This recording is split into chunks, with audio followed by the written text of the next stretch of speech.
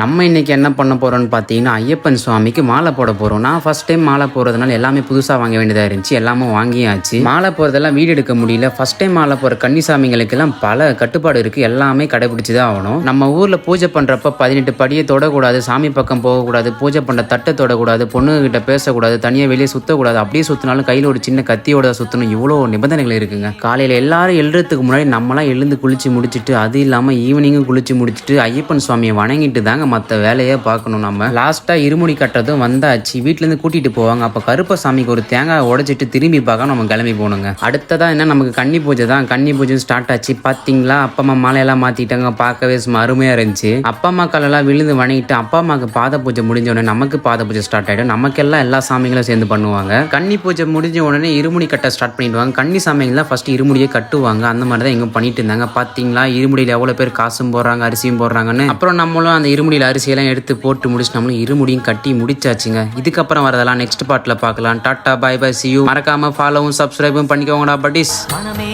உன் மனபீடம் சரணம் ஐயப்பா.